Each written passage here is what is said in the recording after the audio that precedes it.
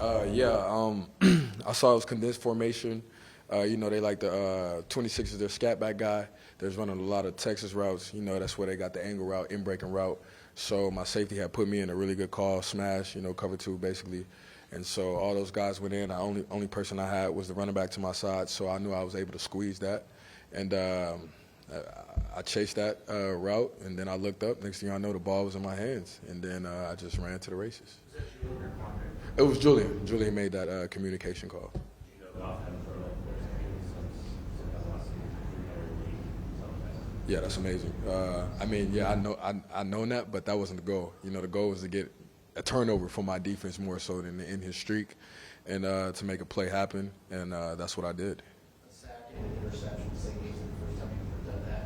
Same game in football. Are we talking about my career of life? Yeah, just football. Yeah, first time you've ever done that.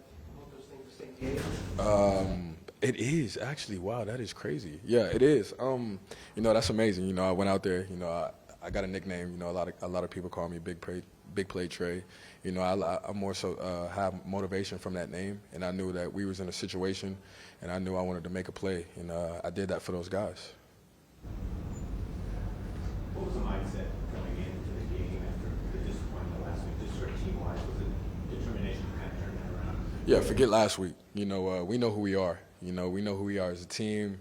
Whatever happened last week, that is over. It's a long season. You know how that goes. The season is up and down. Everybody's good in the NFL. And so we came out here. We had to make a statement. We know Detroit is a really good team. They just beat the Chiefs. The stadium was pretty loud. You could barely hear on that when you was on that field. But regardless of everything that was going on, we stuck together, and we saw what the outcome was. The environment, when you got the pick six and you're in the end zone, you get to flex and celebrate, and it's as quiet as it is. Do you hear that? Were you able to kind of take that in? What was your experience with that? Yeah, I saw it. When I ran to the races, I kind of ran towards the fans, and I was just looking around like, wow, it's crazy what one play can do to a whole stadium that's electric, when you're on the opposite team. And so I was able to take that in and just realize what I just did for my team. It was on to the next. But then I was just like, oh, man, I got to go back out there. I'm kind of tired. Everybody was hitting me on the head. Guys were congratulating me. I tried to stand up on the bench, to give guys high fives. And they was like, oh, you got to get back out there, And I'm like, ooh, wee. That's a little tough. But we made it happen. I'm proud of my team. We all know how quick this thing is on social media. You see the video of the guys celebrating the ski mask and whatnot.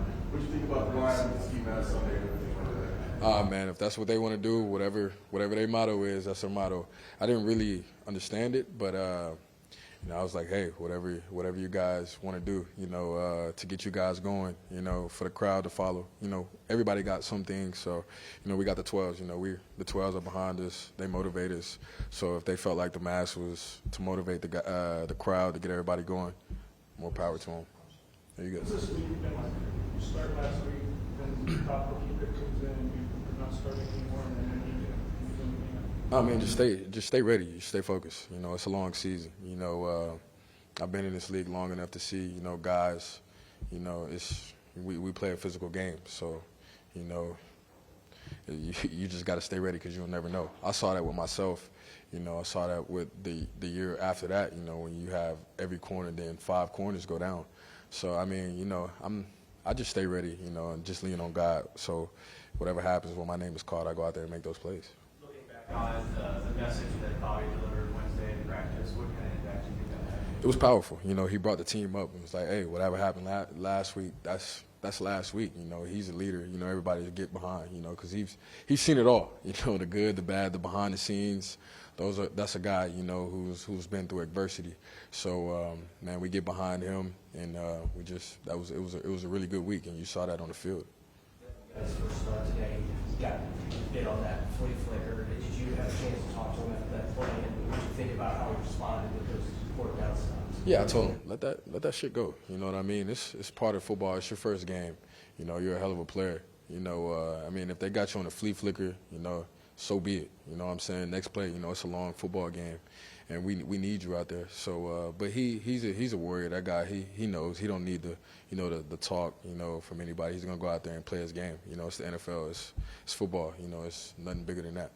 What was it like watching Man, it was you know, when I saw that it was tails and we got the ball, I was like game over. You know, I was just thinking like, because when those guys lock in, you know, I feel like they're the best in the NFL. And so, man, he just made play after play after play. You know, I got a chance, like I told people, I got a chance to work out with Gino over the summer. We was in LA, and just to pick his brain and see how he goes about things. And man, he gets ready like no other. You know, he's a pro. That's why he has so much success in the NFL. You know, and where he's at. You know, that's why he is where he's at. And man, I didn't even put my helmet on when I saw we got the ball, because I knew they were gonna go out there and just drive the ball. Else?